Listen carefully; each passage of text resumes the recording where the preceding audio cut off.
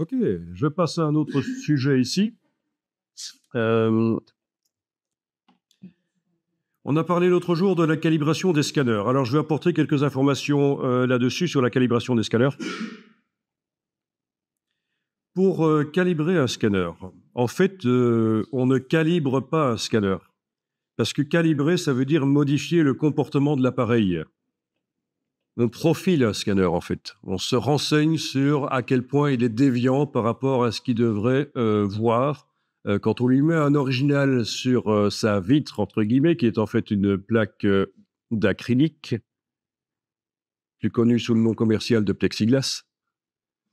Donc, quand on lui met quelque chose sur sa vitre, il capture l'image et il y a des déviances, des défauts de capture. Il ne voit pas exactement les couleurs comme il devrait, en quelque sorte. Et donc, on va utiliser une charte couleur qu'on va scanner pour se renseigner sur ces déviances. Et ça va nous permettre de corriger la capture. C'est le principe des profils couleurs, en fait. La charte couleur va permettre de faire le profil du scanner, un profil couleur, une carte d'identité du comportement de l'appareil. Quand on fait un profil couleur pour un moniteur, on se renseigne sur ces déviances de manière à ce que le système de gestion des couleurs puisse afficher les couleurs justes grâce au profil. C'est ça le système de gestion des couleurs. Un profil décrit les déviances de l'appareil et c'est ce qui permet de les corriger et de faire en sorte qu'il affiche les couleurs correctement dans le cas d'un moniteur, qu'il imprime les couleurs correctement dans le cas d'une imprimante et qu'il scanne correctement dans le cas d'un scanner. Mais en fait, ça se passe sur l'image scannée, pas au moment du scan. Et ça inclut aussi votre scanning. Ah oui, oui, bien sûr, c'est couleur, nuance de gris, oui, oui, évidemment. On parle de la reproduction tonale de luminosité dans le cas d'une image de gris. Une image couleur n'est jamais que 3 images de gris combinées, auxquelles on attribue des couleurs de base, des primaires, rouge, vert, bleu. Mais typiquement, c'est le même principe. D'ailleurs, au Japon, quand on étudie la photogravure, la retouche des photos,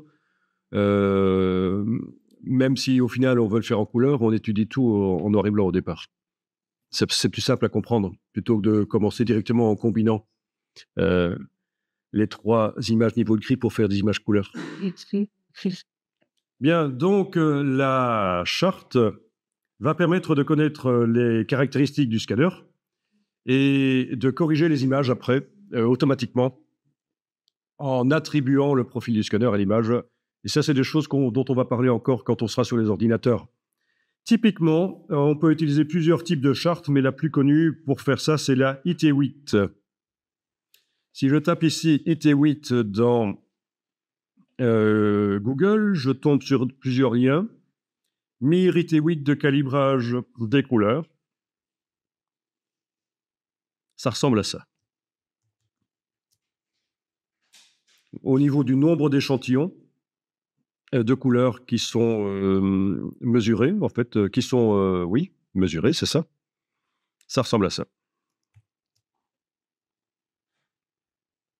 Je vais directement passer à la partie image. Voilà. Donc, des chartes IT8. OK. Alors, les chartes sont disponibles déjà, il y a les chartes transparentes pour calibrer le scanner. Non, pas pour calibrer, justement. J'ai dit que le but n'était pas de calibrer, pour profiler le scanner, pour connaître ses caractéristiques, puisqu'il n'y a pas de modification du comportement du scanner. Ce n'est pas un calibrage à proprement parler, c'est un profilage. Donc, pour profiler le scanner, quand on scanne du transparent, il y a des chartes IT8 sur transparent. Vu que le scanner peut avoir des comportements couleurs différents au niveau de sa capture, quand c'est un petit transparent ou un grand, vous aurez des chartes transparentes grand format, 6.6, et vous en aurez d'autres du 35 mm. Voilà.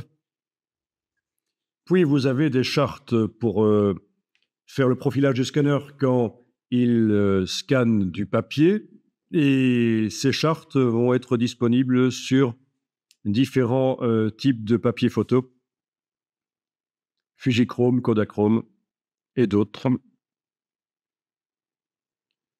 pour déjà se mettre un peu dans les conditions. Hein. Si vous scannez souvent du papier Fuji ou du papier Kodak, donc déjà se mettre dans les conditions idéales.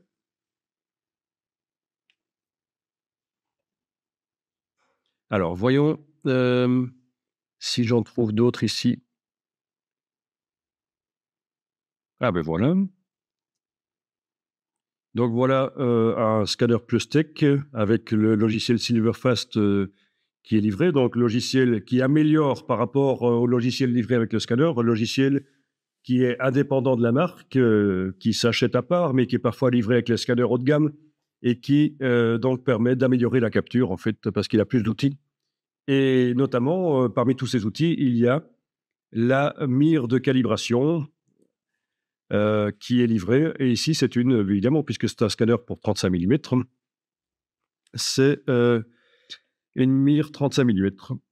Ça me rappelle que j'ai un scanner dans une armoire, il faudrait que je le ressorte, ça pourrait servir ici. Un Minolta de quand même assez haut de gamme, qui a quand même une densité de scan de proche du 4, je pense. Donc il va chercher du détail, ça peut être intéressant.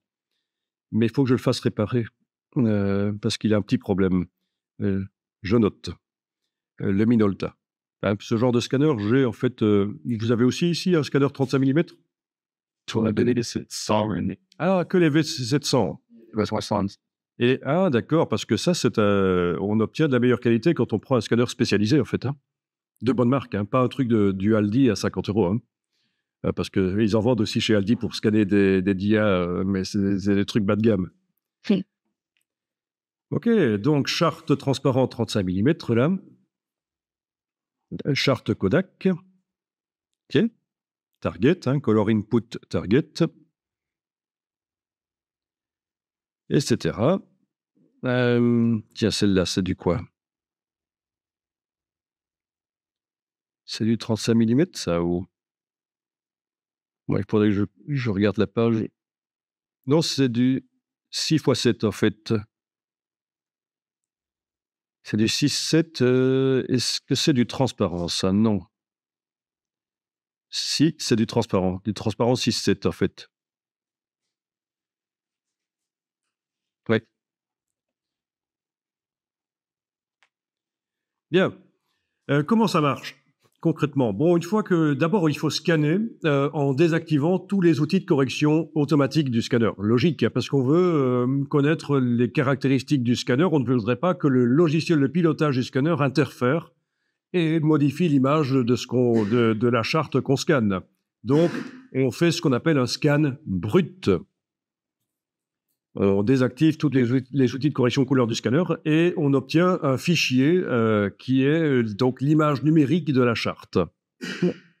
Et cette image numérique, grâce au logiciel du scanner notamment, va être analysée. Comme vous voyez ici, on est dans Silverfast.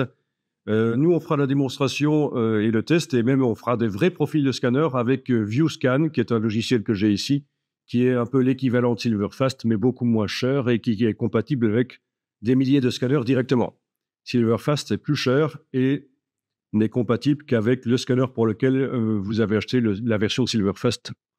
Donc, si vous n'avez pas de problème d'argent, vous allez vers Silverfast. Sinon, ViewScan est une bonne solution. En tout cas, ces deux logiciels de pilotage de scanner qui sont indépendants de la marque du scanner, hein, qui est un fabricant externe, permettent de faire le profil du scanner. C'est ce qu'on voit ici. Donc, la charte, il faut faire correspondre les petits carrés de mesure du logiciel avec les carrés de l'image numérique, la charte numérisée. La différence entre ce qui est sur la charte, la couleur qui est sur la charte et la couleur qui est mesurée là, c'est la déviance du scanner. Toutes ces déviances qui vont être analysées, mesurées, vont créer le profil du scanner, en quelque sorte sa carte d'identité couleur, sa carte des déviances. C'est grâce à ça que vous allez pouvoir automatiquement corriger les couleurs de vos photos ou les gradations dans le cas d'images noir et blanc. OK? Jusque-là, vous suivez? Bon, donc le logiciel de pilotage du scanner crée le profil du scanner et vous scannez ensuite vos photos en brut et dans Photoshop, vous attribuez le profil du scanner à vos photos et elles vont changer d'aspect, elles vont s'améliorer. Les couleurs seront vraiment celles de l'original. On peut aussi utiliser au moment où on scanne le profil. Si le logiciel le permet, on peut indiquer quel est le profil de scanner et la conversion, l'attribution du profil, les corrections de couleurs se font directement au moment où on scanne. Mais ce n'est toujours pas de la calibration, parce qu'on n'agit pas vraiment sur le matériel lui-même.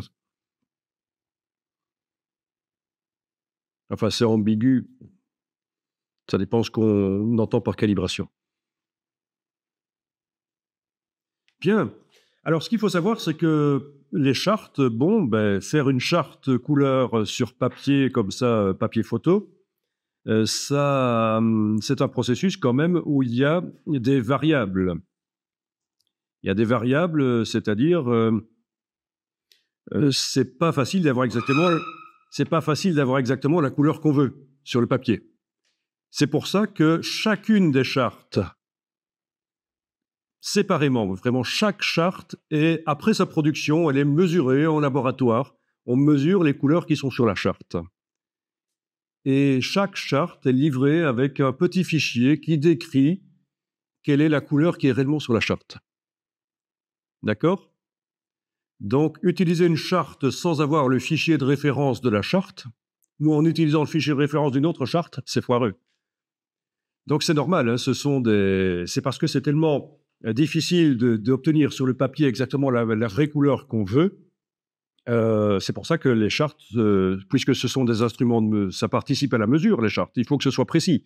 Eh bien, on les mesure en laboratoire, on décrit leur déviance en quelque sorte. Par rapport à la couleur qu'on voulait qu'il soit sur la charte, le petit fichier de référence qui vient avec la charte va décrire les déviances de la charte, quelles sont les couleurs qui sont réellement dessus. Et au moment où on fait le profil du scanner, il va falloir que ce fichier soit disponible. On a scanné la charte, mais il faut aussi indiquer quelles sont les vraies couleurs sur la charte. Vous voyez un peu le processus? Vous suivez? On scanne la charte, le logiciel de pilotage analyse les déviances entre ce qu'il y a dans l'image numérique et ce qu'il y a sur l'original, la charte. Mais il faut vraiment savoir ce qu'il y a vraiment sur l'original, et ça, c'est le fichier de référence de la charte qui le dit. Ah, c'est précis, hein?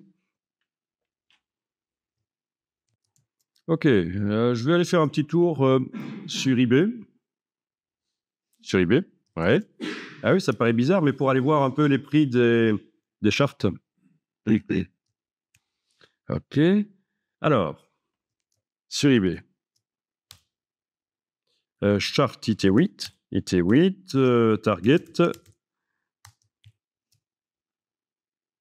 Ok, donc une 65 € pour une 35 mm en fait. Hein. Kodak, ça c'est du film Kodak. C'est costaud, hein. Ou offre directe. Hein. Vous pouvez proposer 55 et il va peut-être l'accepter. Donc elles doivent chaque fois venir absolument avec leur fichier. Tiens, une à 100 € ici. C'est du costaud quand même. Ah, voilà une réflective ici. Réflectif, tiens, celle du dessus, c'était du réflectif aussi. 10 x 15 cm sur papier Kodak, 69 €. Donc, du 5 x 7, c'est la même chose. Non, c'est plus grand. 31. Enfin, vous voyez les prix, c'est costaud. Hein.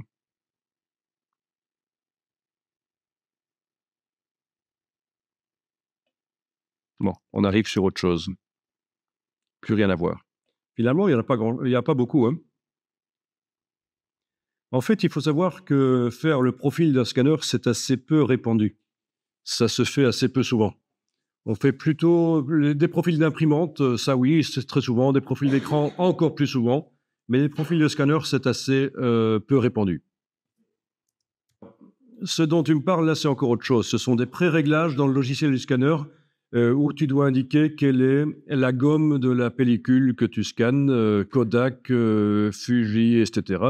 Parce qu'en fait, Les fabricants de films ont chacun des films couleurs qui ont certaines caractéristiques et c'est un pré-réglage qui est très important quand tu scannes en couleur surtout. Oui, pas vraiment quand tu scannes en noir et blanc, hein. Non, c'est quand on scanne en couleur parce que la couleur de la gomme, le rendu est différent suivant que c'est un film Kodak, Fuji, etc. Et donc ça, oui, c'est déjà, ça c'est ce qu'on appelle les profils de films en fait. C'est encore autre chose. Ça, c'est encore autre chose, des profils de films, et on peut aussi en faire soi-même des profils de films. C'est encore plus rare que faire des profils de scanner. Donc en général, on utilise ceux qui sont livrés avec le logiciel de pilotage du scanner, les profils de films. Donc le fait que tu indiques que tu utilises un profil de film au moment où tu scannes, en plus de ça, tu peux aussi faire utiliser le profil du scanner, hein. Je veux dire, tu utilises le profil du film pour que le scanner scanne mieux ce type-là de négatif couleur. Mais ça n'empêche qu'en plus, tu peux avoir le profil du scanner qui va affiner encore plus le résultat. Voilà. Ah, évidemment, si tu scannes un film Kodak en indiquant que c'est du Fuji, tu vas avoir un résultat pourri, hein. Euh, Ça va demander plus de correction couleur manuelle après. Oui, oui. Et pour les scanners, si vous n'avez pas fait le profil avec une charte, vous pouvez utiliser ce qu'on appelle le profil générique. Même chose pour les écrans et les imprimantes. Si vous ne voulez pas faire des profils spécifiques avec le système de la charte ici pour le scanner ou le système de la sonde pour l'écran et pour l'imprimante, eh bien, vous pouvez utiliser ce qu'on appelle les profils génériques. Donc, c'est fourni par les fabricants. Sur le site des fabricants, vous allez trouver, pour cette marque-là, pour ce modèle-là, voilà le profil quand on scanne tel type de document. Profil générique. Et de toute façon, dans le logiciel de pilotage original du scanner, ils y sont. Donc, c'est une solution. Il faut déjà comprendre que ça existe et les utiliser. Profil générique. Voilà, ici par exemple dans Google, j'ai tapé Generic Color Profile Scanner Epson et je tombe sur profil ICM, International Color Management, c'est donc la norme des profils, hein, pour scanner Epson 4990. Et c'est quelqu'un indépendant d'Epson qui l'a fait en fait. Donc c'est quelqu'un qui a une charte et qui a fait le profil d'un scanner Epson de ce modèle-là et qui la met à disposition. Donc pour un usage générique, faute de mieux. Ben, ça veut dire qu'en fait, il vaut mieux faire un profil spécifique pour votre scanner à vous, votre matériel, parce que évidemment, c'est la même chose que pour les chartes tout à l'heure. Produire deux matériels, deux appareils qui fonctionnent exactement de la même manière, ce n'est pas facile. Ils peuvent capturer différemment. Comme deux moniteurs de la même marque, du même modèle, peuvent afficher les couleurs différemment. OK. Donc, deuxième lien ici, téléchargement gratuit de profil ICC. Bon, c'est la même chose, hein. ICM, ICC, International Color Consortium. Ça, c'est la série de marques qui se sont mises ensemble pour créer la norme de profil couleur. Avant, c'était propriétaire. Avant, chaque marque avait son système de contrôle de la couleur. Et puis, le ICC est arrivé, donc International Color Consortium.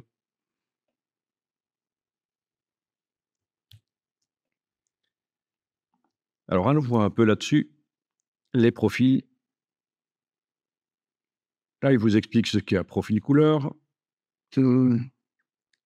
Ah oui, il vous montre la différence entre le résultat avec un profil générique, donc tenter de corriger les déviances du scanner en utilisant le profil fourni par le fabricant, ce qu'on appelle un profil générique, et avec le profil personnalisé que vous avez fait grâce à une charte IT8, en fait.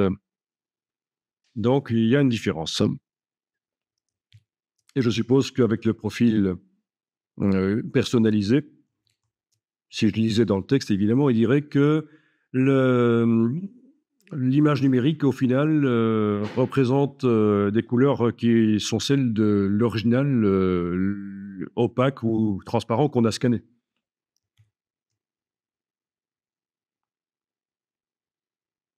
Ok. Ah oui, ça, ce sont des tests, en fait. Ce sont des couleurs de référence que tout le monde connaît, en fait. Si ce genre de choses ne sont pas justes, on le voit tout de suite, en fait. Des couleurs de référence. Dans vos photos, si vous voulez donner l'impression que les couleurs sont bonnes, il faut absolument que les objets que tout le monde connaît, par exemple, typiquement une banane, c'est un jaune particulier, la banane. Il faut que dans vos photos, la banane ait le jaune banane. Ça va aider le spectateur, ça va lui donner l'impression que la photo, au niveau des couleurs, tout le reste est juste et naturel. Bon, donc on fait fort attention aux couleurs de référence, et c'est ce qui montre ici sur les chartes, la charte Onyx, pour faire des tests, pour voir si le scanner capture bien les couleurs. Typiquement, la peau du visage, ici, on sent tout de suite si la couleur change, que c'est pas bon, en fait. La bouteille de champagne, les fromages, ce sont des choses, on sent tout de suite si les couleurs sont pas bonnes. OK?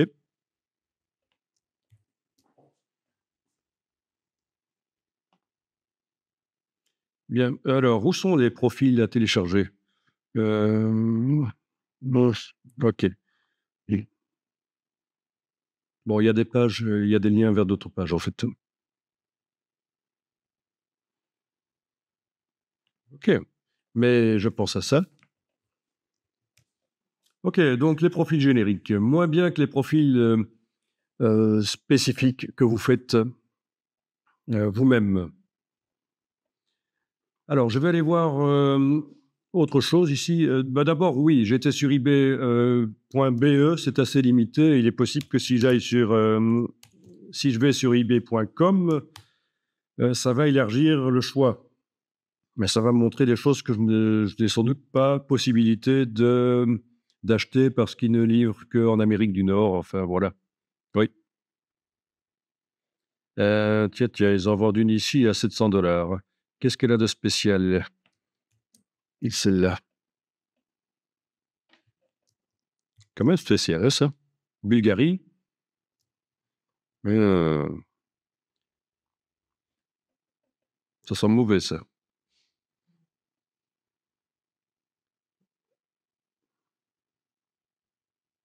Oui, ah oui, sur film Fuji sans azote.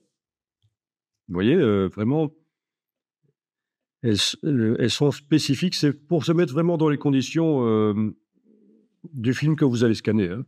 C'est pour optimiser le profilage du scanner, autant utiliser une charte qui est sur le type de papier ou de film que vous allez réellement utiliser. Tiens, tiens, voilà un scanner de diapositives. Vous voyez que c'est toujours des prix assez costauds, hein. Attends.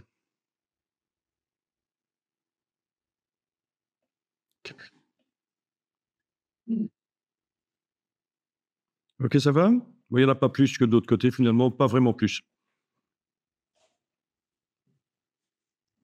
C'est quelque chose qui se fait, c'est Pour un scanner, ça ne doit pas être fait régulièrement, en fait, hein, non,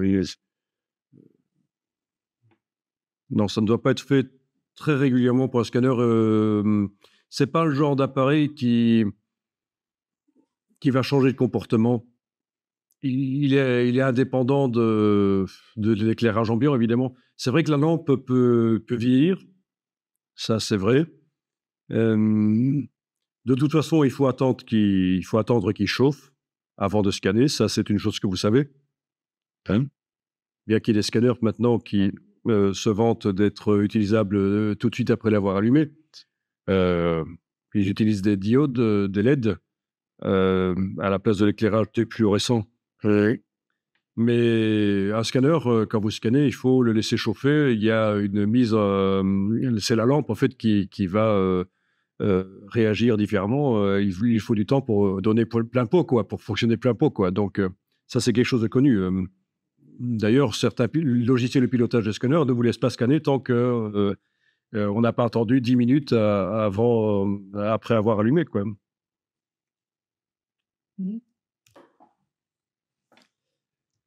Alors, je vais ici aller voir sur ColorRed. Voilà, ColorRed, est-ce que c'est ça? Non, colorred.de. Ok, je vais le taper directement là. Ah non, il est là. Voilà. Donc, eux, ils vous font des chartes IT8. Oui, le petit numéro qui est près le 8 indique s'il s'agit d'un opaque, un transparent et la dimension, en fait. Donc, 8.7, voilà. On voit directement de quel type de charte il s'agit. Voilà, et vous avez même sur la charte la date de création de la norme, en fait. Voilà. Et donc, ils vous font des chartes moins chères. IT8, voyez un peu, le 35 mm, ici, 35 mm, le F3. IT8, 35 mm. Ah, ça, c'est pour les anciens Fujichrome, les anciens films Fuji, en fait. Je vais quand même essayer de retrouver un pour les films Ektachrome modernes, voilà, le 4.3. OK, pour les scanners de dia, quoi, de diapo. Ben voilà, 25, c'est quoi ça? C'est 25, oui, quand on en achète de 1 à 4, c'est 25 € pièce. Tiens, 25 $ aussi. Rigolo ça. Plus que 4 chartes, 21 € et entre 50 et 500. Voilà. Mais je vois pas trop qui pourrait acheter entre 50 et 500 chartes. Voilà, donc vous voyez les prix par rapport à ce qu'on a vu avant, c'est un peu plus bas quand même, hein. Les prix sur eBay, là, les chartes 35 mm qu'ils vendaient, c'était dans les combien? Entre 50 et 100 €, quoi, à peu près, hein. En voilà une pour un Ekta 4-5 pouces, donc à 65 €.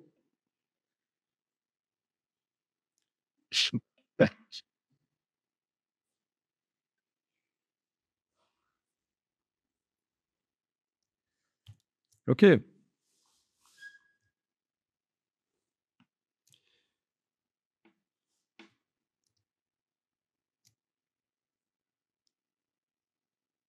Donc voilà, on utilise une charte positive pour, faire le profil du scanner, mais évidemment après, une fois qu'on connaît les déviances du scanner, quand on scanne les négatifs, ça marche aussi, hein. Le négatif, c'est aussi de la couleur, hein. Bon, moi j'ai un passé de photograveur, donc c'était 12 heures par jour en train de faire de retouches photos, hein. À une époque où la photogravure était pas ce qu'elle est devenue aujourd'hui, c'est-à-dire les exigences de qualité étaient plus élevées. Hem, les années 90, début des années 90, heu et donc moi je peux vous dire que scanner un film, négatif couleur, je parle pas de négatif noir et blanc, mais négatif couleur, c'est vraiment ce qu'il y a de plus difficile. Parce qu'il faut corriger la coloration de la gomme. Oui. Que le papier photo, corrige évidemment, c'est prévu pour, mais quand on scanne, beh, il faut arriver à transformer, le négatif couleur, en quelque chose qui est correct et c'est quand même très difficile. Donc il y a on en a parlé tout à l'heure, il y a les profils de films, vous devez déjà indiquer quel est le type de film que vous, scannez. Est-ce que c'est du Fuji, du Kodak et et en fait, souvent on scannait plutôt un tirage photo. Un tirage photo, genre, 20-30 centimètres, du négatif, et le résultat était meilleur à la fin. D'accord? Donc vous scannez du négatif noir et blanc et ça, c'est excellent, il y a aucun problème. Il vaut mieux scanner le négatif que le tirage photo. Parce que le tirage photo, vous allez avoir des pertes, tandis qu'avec le négatif, vous allez pouvoir aller chercher du détail vraiment, très loin. avec un bon scanner qui a une bonne densité, c'est-à-dire une capacité à aller chercher du détail dans les parties foncées. Donc voilà, déjà je vous informe de choses que peut-être vous ne connaissiez pas aussi. Ça paraissait évident pour vous, ce genre de choses? Non? Ben voilà. Scanner des négatifs couleurs, c'était pas prévu dans votre programme? Pas encore? Ça va être prévu? L'an prochain? L'an prochain, vous ne faites pas que du numérique, vous faites aussi du négatif. Ah oui, donc vous allez peut-être être amené à faire du négatif couleur et scanner du négatif couleur. Ok. Il y en a qui envisagent de faire plutôt de l'ECTA, du positif plutôt que du négatif? Ah oui. Ouais, on vous a expliqué les différences, les contraintes de l'ECTA. L'ECTA, le positif, il faut avoir tip-top la bonne exposition aux lumières. Il y a une plus grande dynamique couleur, mais il faut qu'il soit bien exposé à la bonne... tandis que le négatif, s'il y a plus de latitude, vous n'êtes pas obligé d'avoir exactement la bonne quantité de lumière dessus, c'est rattrapable. Avec le positif, ça devient très difficile. Donc ça, c'est déjà une chose. Au niveau sensibilité aussi, hein, vous aurez plus de sensibilité avec le négatif qu'avec le positif. Alors, une question qu'on va se poser à un certain moment, c'est qu'est-ce qui capture mieux les couleurs de la réalité? Le film couleur ou l'appareil photo numérique? Et on va répondre à la question de manière scientifique en analysant des courbes spectrales, en fait, à un certain moment. Je ne sais pas si, a priori, vous pouvez répondre à la question qu'est-ce qui capture mieux les couleurs de la réalité? Si je veux rendre les couleurs de la réalité, est-ce qu'un appareil photo numérique sera meilleur qu'un film couleur? Vous n'avez pas une petite idée?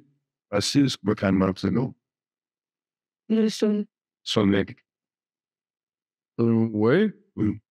Le numérique, vous pouvez faire une balance des blancs, oui. Bon, je peux déjà vous donner la réponse, en fait. Le numérique va capturer mieux les couleurs de la réalité. Mais on va analyser la sensibilité des capteurs, en fait. Et on va comparer ça avec la sensibilité à la couleur d'un film couleur. Et vous allez voir qu'il y a vraiment des contraintes au niveau de la chimie du film couleur qui font qu'il y a des incohérences au niveau de la sensibilité aux couleurs. Par contre, le film couleur, bon, il y a des avantages en conditions difficiles.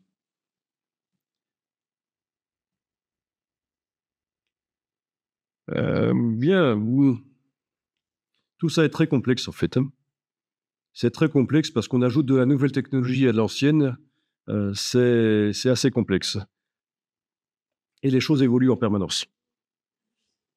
Donc voilà, le site ColorRed, c'est pas mal.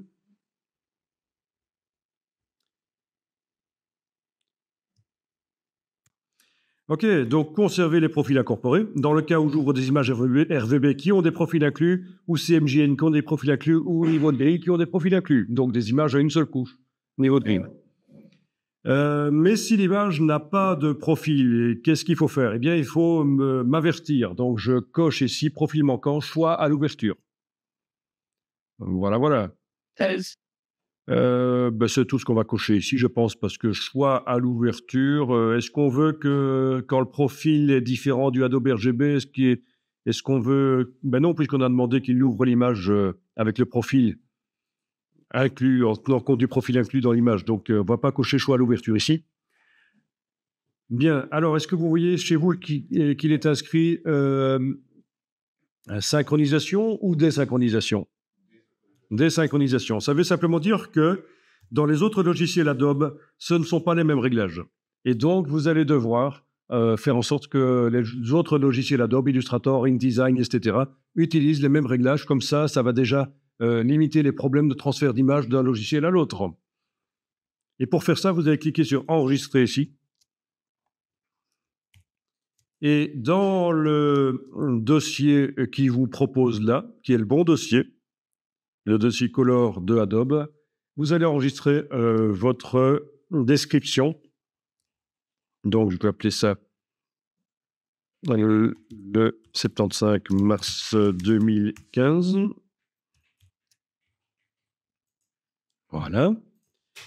Bon, vous pourriez mettre un commentaire autre que celui-là si vous voulez.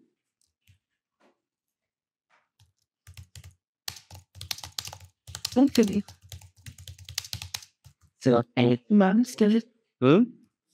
Quand on enregistre, c'est un problème. Toi,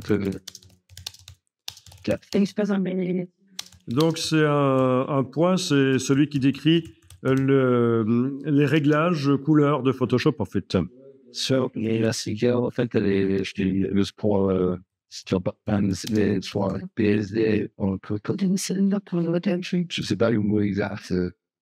Tu veux dire quand on enregistre ça, le point CSF, là donc, c'est un point color setting, hein, donc c'est les réglages couleurs, c'est juste à destination uniquement de la boîte ici de réglage couleur. Hein. C'est juste quand on veut enregistrer les réglages couleurs, les choix qu'on a fait, et quand on veut les recharger. Ça n'est pas une image, ça n'a rien à voir en fait. Hein. Je sais même qu'il va je sais pas sur quel code.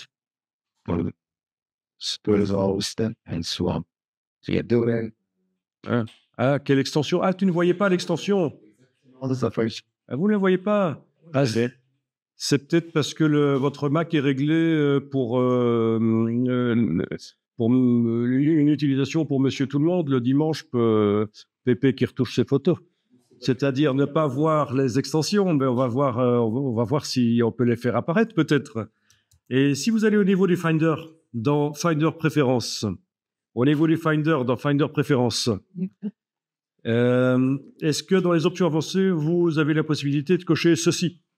Afficher toutes les extensions de fichiers. Oui. Ben, vous le cochez, comme ça, c'est l'utilisation professionnelle d'un Mac. Voilà, les extensions vont apparaître. En dessous? Au niveau du Finder, dans le menu Finder, Préférences, et c'est les options avancées. Sur Windows, vous avez le même principe. On peut faire apparaître les extensions, mais oui, c'est à peu près le même principe. Il y en a qui travaillent sur Windows ici? Non, oui. Personne ne travaille sur Windows, donc je ne vous montre pas comment faire sur Windows pour faire apparaître les noms des extensions. OK. Et donc voilà, j'ai enregistré le panneau, hein, donc la description du panneau. Pour l'instant, je suis avec ce paramètre-là, le 75 mars 2015. OK. Bon, donc si tu n'arrivais pas à enregistrer, c'est parce que tu avais tenté d'enregistrer en mettant un slash dans le nom du fichier. Donc des underscores, ça marche, mais des slash comme ça, il ne faut jamais faire ça, parce qu'en informatique, c'est ce qui indique qu'on passe d'un dossier à un sous-dossier. Voilà. Bien, à partir de là, on va aller dans Bridge. Est-ce que vous avez Bridge qui est installé? Bien. Voilà. Et dans Bridge, vous allez dans le menu Édition, paramètres de couleurs. Et alors, dans la liste des paramètres couleurs ici, vous devriez trouver celui que vous avez enregistré. Où est-il? Là, voilà. Test pour le cours de colorimétrie au 75. Et je clique sur Appliquer. Et là, ça veut dire que d'un coup, tous les logiciels Adobe ont ces réglages couleurs. Et quand vous retournez dans Photoshop au niveau de édition couleur, il devrait être indiqué que maintenant c'est synchronisé. Alors que tout à l'heure, c'était désynchronisé. Donc c'est ça que ça veut dire. Hein. Qu'est-ce qu'ils disent d'ailleurs? Quand ils mettent des messages, parfois c'est intéressant de les lire. Vos applications sont synchronisées à l'aide des paramètres de couleurs identiques pour une gestion des couleurs homogènes. OK. Donc, c'est limpide, évidemment. Cette phrase, non, absolument, c'est incompréhensible. C'est le genre de phrase qui ne nous aide pas. Ça n'aide que ceux qui ont déjà compris. Ils sont très doués chez Adobe pour écrire des phrases. Pourtant, c'est C'est simple, hein. Bon, mais pour l'instant, on va rester dans Photoshop et on va faire une nouvelle image. Fichier nouveau, nouvelle image. Au niveau des paramètres avancés, ça va être du Adobe RGB, donc l'image va être prévue pour le matériel standard, voilà, pour le graphiste professionnel.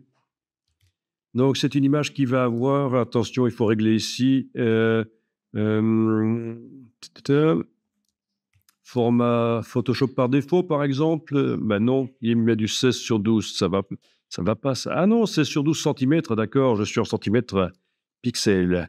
OK, format Photoshop par défaut, oui, ça peut être bien.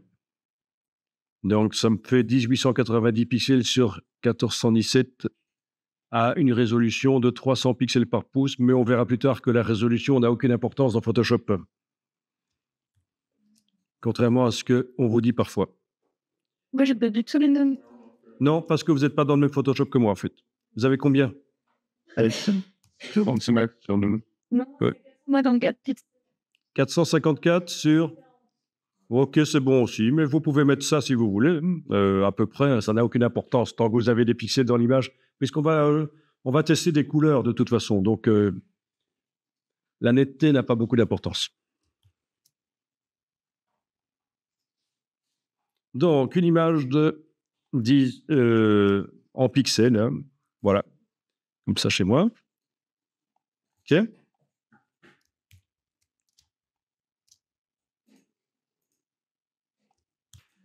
Alors, cette image, je vais l'enregistrer dans le dossier d'aujourd'hui. Faites un dossier pour aujourd'hui. Hein.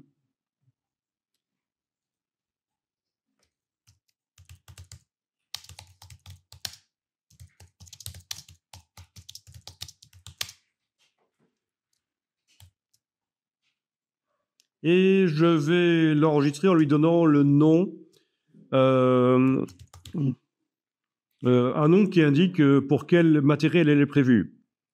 Image en Adobe RGB, et je peux même préciser, c'est un peu bête, mais quand même pour l'exercice c'est bien, c'est une image RGB qui est en profil Adobe RGB, ou alors on pourrait dire pour sortie du matériel Adobe RGB. Voilà. Une image RGB qui est prévue pour être sortie sur du matériel Adobe RGB. C'est ça que ça veut dire. Quand on dit que c'est une image avec un profil Adobe RGB, ça veut dire qu'elle est prévue pour être sortie sur du matériel Adobe RGB.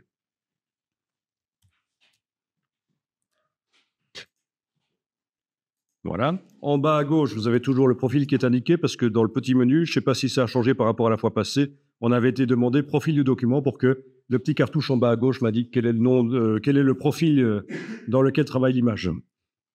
OK. À partir de là, je vais aller dessiner à la brush quelques couleurs rapidement choisies. Donc des couleurs rapidement choisies. C'est juste un test. Vous allez faire quelques couleurs.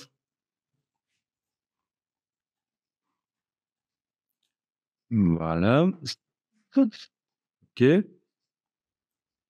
Mais oui, des couleurs unies, ce sera plus facile pour aller mesurer après.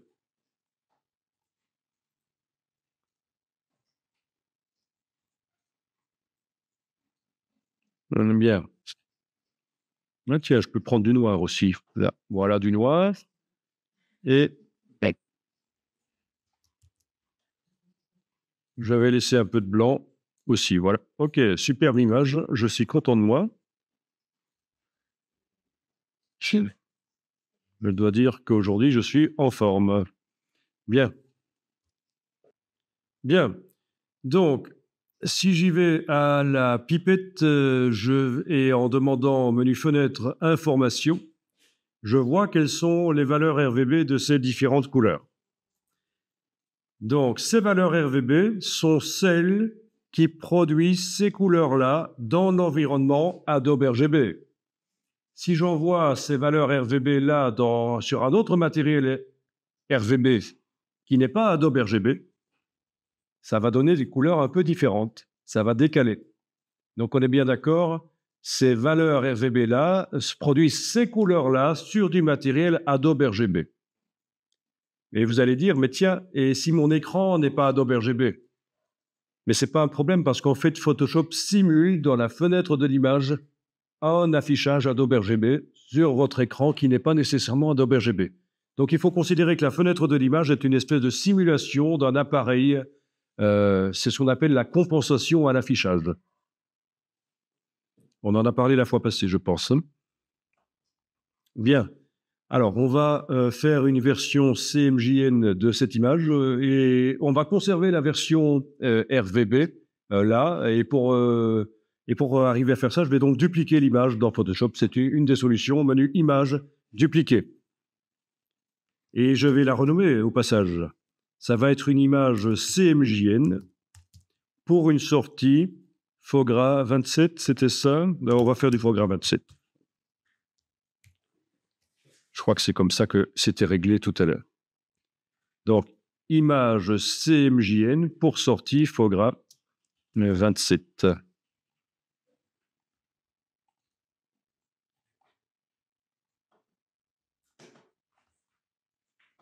Mais évidemment, pour l'instant, l'image dupliquée, ce n'est pas une image CMJN, c'est toujours du RVB pour du Adobe RGB. Donc, je n'ai fait que dupliquer l'image et la renommer. Et maintenant, je vais réellement faire en sorte que ce soit une image pour du Fogra 27. Bon, je vais juste vérifier que dans édition couleur, c'est bien le Fogra 27 qui est indiqué. Non, c'était le 29, misère. Ok, je suis mal barré. C'est pas grave, je vais faire la suite de l'exercice en fonction de ça. Ok. Vous avez écrit aussi Fogra 27? Bien. Donc, c'est encore une autre norme qui n'est pas celle que j'avais été pré-réglée ici, mais qui existe, elle est là. OK. Alors, voilà, je vais convertir cette image pour du Fogra 27. Menu Édition, attribuer un profil. Alors, avant de faire ça, moi, je vais afficher la palette des couches pour qu'on comprenne bien qu'en fait, on a pour l'instant affaire à une couche, à une image RVB.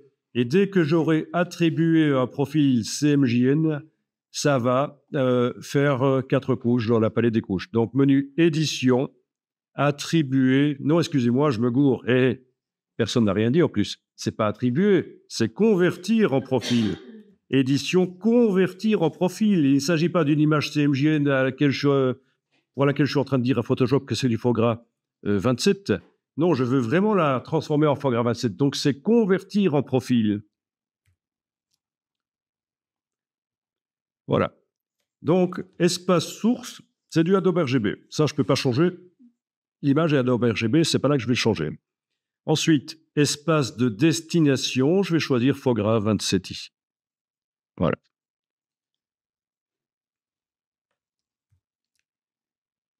OK.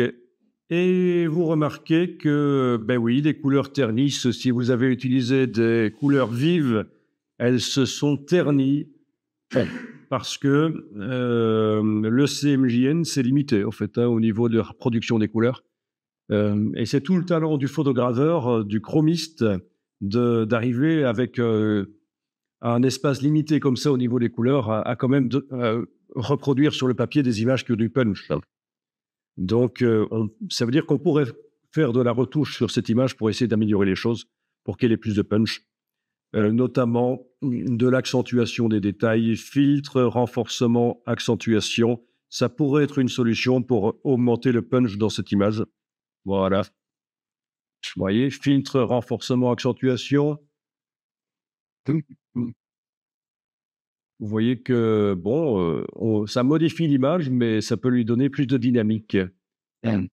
Évidemment, on s'éloigne peut-être un peu des couleurs qui étaient dans l'image RGB. Donc, voilà, c'est juste pour dire qu'avec un peu de bidouille, on peut tenter d'améliorer les choses, un peu de retouche, avec les courbes aussi, essayer de faire les choses bien. Mais je vais cliquer sur Annuler ici, je garde les couleurs telles qu'elles sont là. Bien, donc les profils en Photoshop. On a parlé la fois passée des profils ProPhoto, Adobe RGB et sRGB. Et il y avait aussi le NTSC. Oui, on a manipulé un peu les 4 types de profils. 4 types de profils, 4 profils RGB pour comprendre un peu comment ça fonctionne. Maintenant, on va intégrer à l'explication des profils CMJN.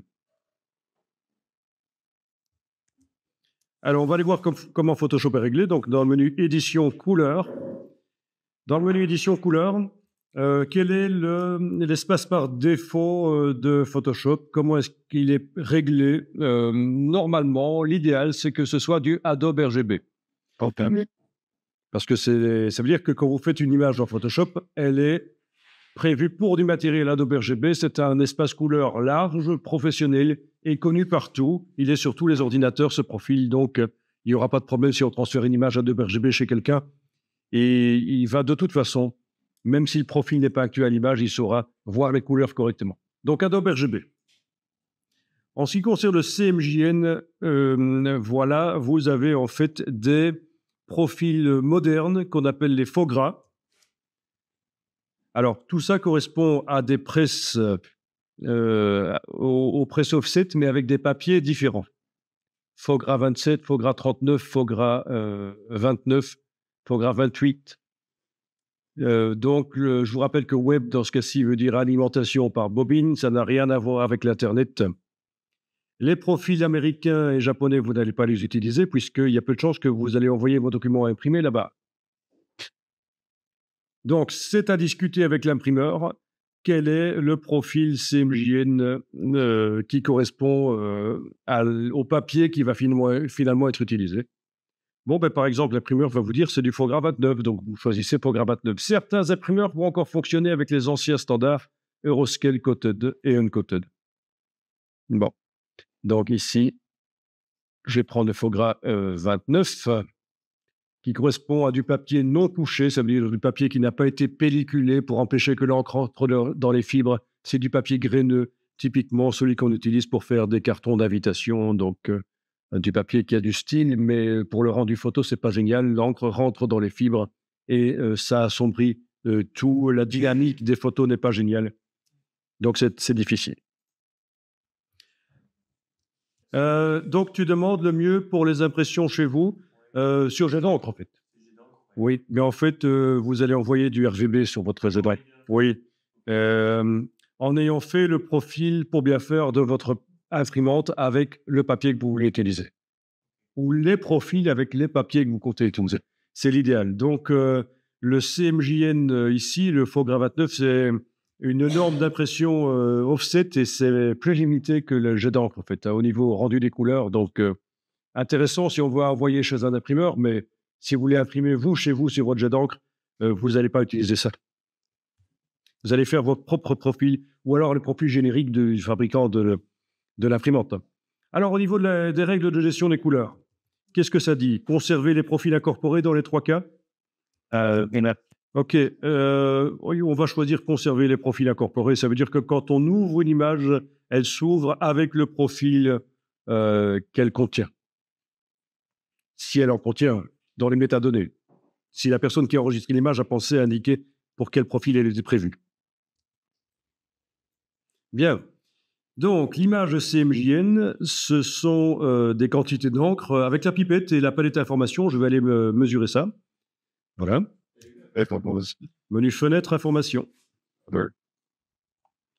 Et donc, voilà. 90 de cyan, 0 de magenta, 100% de jaune, etc. Vous avez les différentes valeurs qui sont là. OK. Pourquoi est-ce qu'il y a 2 fois CMJN?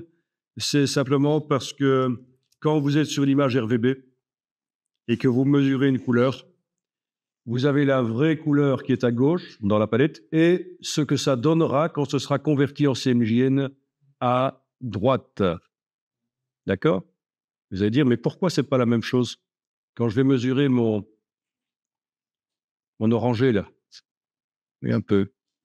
C'était le bleu que j'avais mesuré. Oui. Alors, 88, 75, 00. Et là?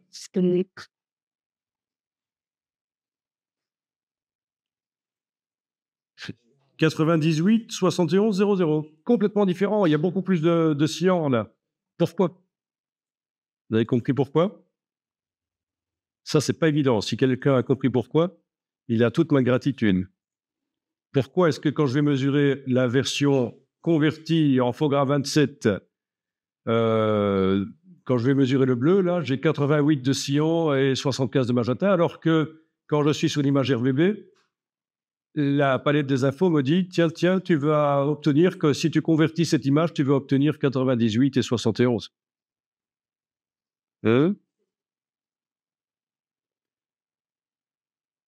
C'est parce qu'en fait, ça vous montre ce que vous allez obtenir si vous convertissez vers le profil qui était indiqué dans édition couleur. Le profil de presse, il avait été indiqué du faux gras 29. Et là, on a fait une conversion vers du faux gras 27. C'est pas les mêmes conditions d'impression, c'est pas le même papier en fait. Donc, pour reproduire la couleur, ça c'est important à comprendre. Pour reproduire la couleur RGB que je vois là, il faut des quantités d'encre cyan, magenta, jaune, noir différentes suivant le type de papier que j'utilise. Ben oui, le papier absorbe plus ou moins l'encre, réagit plus ou moins, et voilà. Et c'est pour ça que ceci, ça correspond à ce qui est indiqué dans édition couleur. OK. On va faire juste un petit test maintenant. On va faire une version pour du faux gras 29. Vous allez faire sur l'image RVB, vous allez faire image dupliquée. Et cette fois-ci, je ne vais pas me bourrer. J'ai bien indiqué que ça va être une image CMJN pour sortie faux gras 29.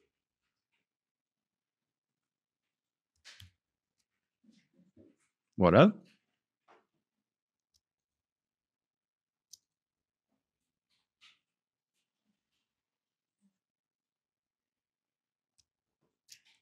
Donc, faux gras 29 au-dessus, faux gras 27 en dessous, mais évidemment, au-dessus, c'est toujours du RGB Adobe, en fait. Il n'y a que le nom qui a changé.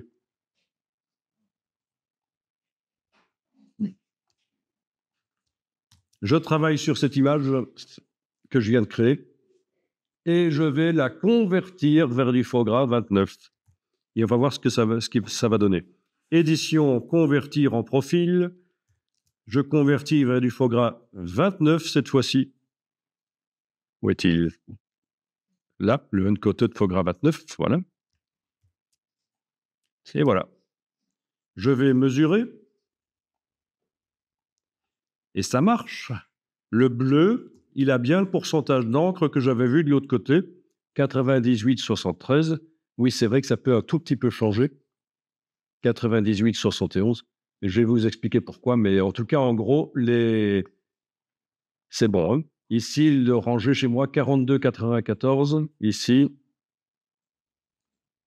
41-98. Oui, ça a changé un peu. Par contre, là, ah oui, quand même, 50% de magenta, là. OK.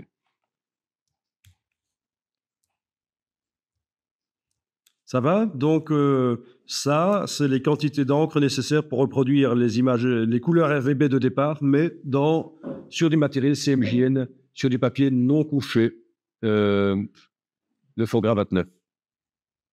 Et vous avez peut-être des couleurs différentes parce qu'en fait, les performances du papier ne sont pas aussi bonnes. Le papier graineux n'est pas aussi bon que le papier lisse, et donc, on peut voir des limitations. Pour une des couleurs que j'avais choisies, on le voit.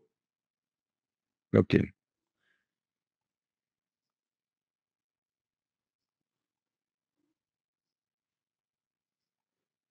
Alors, le blanc reste du blanc dans tous les cas. Par contre, le noir est créé par des quantités d'encre différentes. Oui. OK. Bon. Alors, si les valeurs d'encre ne sont pas les mêmes entre ce qui était prévu et ce que j'ai obtenu pour le faux gras 29, donc 98, je regarde ici, ou même à gauche, là d'ailleurs, 98, 73 là, et ici, on m'avait dit que ça allait être du 98, 71. C'est sans doute parce que le mode de rendu n'est pas le même, en fait. Et ça, on n'en a pas encore parlé. Je vais juste aller faire un test ici, dans édition couleur. Les modes de rendu, ce ne sera pas pour aujourd'hui, vous avez deviné, ce sera pour une prochaine fois. Je vais aller mettre ici le mode perception à la place de colorimétrie relative qui était indiquée. OK. Et là, ça se rapproche en fait. Hein. Là, on m'a dit qu'en mode de rendu perception, si je fais une conversion vers le faux gras 29 qui est indiqué là dans édition couleur, OK. En mode perception, la quantité d'encre pour faire ce bleu sera 98,74. Si je vais mesurer ce que j'ai réellement obtenu là, 98,73, parce qu'en fait, la conversion s'est faite en mode perception. Je vous remontre l'opération, la dernière qu'on avait faite, image dupliquée.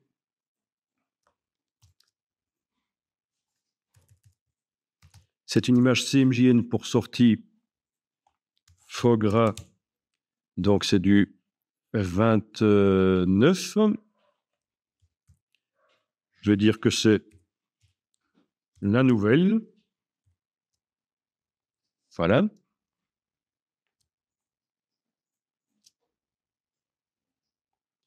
Et on avait été faire édition, convertir en profil sur cette image. Donc, édition, convertir en profil. On avait dit qu'on convertissait vers le faux gras 29 et le mode de transformation était perception. Voilà. C'est pour ça, ça venait de là la différence qu'on avait tout à l'heure. Maintenant, je suis allé mettre dans édition couleur, perception aussi, la palette des infos m'indique bien ce que ça donnera si je convertis cette image RVB vers du faux gras 29 en mode perception. Donc, pour l'instant, perception, colorimétrie relative, etc., ça ne vous dit pas grand-chose, sans doute. Quoi qu'on en a un peu parlé lorsqu'on a fait le test sur l'imprimante l'autre fois, en fait. Hein. OK. Si vous n'avez pas compris ici, c'est pas grave. Parce qu'on va y revenir. Si vous n'avez pas compris cette nuance à propos du mode perception et du mode colorimétrie relative. Par contre, si vous n'avez rien compris du tout, là, c'est plutôt ennuyeux. C'est plutôt ennuyeux parce que ce qu'il faut comprendre, c'est que quand on fait une conversion de RVB vers CMJN, on doit indiquer quel est le profil de destination, quelle est la caractéristique de la presse du papier qui va être utilisé, et les quantités d'encre qui sont produites sont celles, en fait, nécessaires pour se rapprocher le plus possible de la couleur RVB de départ. Et bon, vu que le papier n'est pas le même, les quantités d'encre ne sont pas les mêmes dans une image CMJN faux gras 29 que dans une image CMJN faux gras 27. OK. 88,75 pour le bleu ici. 98,73 pour le bleu là. Si tu n'as pas compris la partie où j'ai parlé de perception et colorimétrie relative, ce n'est pas grave parce qu'on va y revenir la semaine prochaine en fait. C'est en fait la manière dont on passe d'un espace large, le RVB, vers le CMJN. Est-ce qu'on compresse les relations entre les couleurs pour que ça rentre dedans, un peu comme quand on compresse une couette pour la faire rentrer dans une boîte? Ou est-ce qu'on laisse tomber certaines couleurs, un peu comme quand on coupe une morceau de la couette pour avoir plus facile pour la mettre dans la boîte? Mais évidemment, le résultat est moins bon. C'est à peu près cette logique-là. Et on y reviendra petit à petit. Tu auras l'enregistrement vidéo. Est-ce que tu avais vu le premier enregistrement? Tu auras cet enregistrement-ci et tu vas pouvoir revoir, en fait, et on va retravailler là-dessus.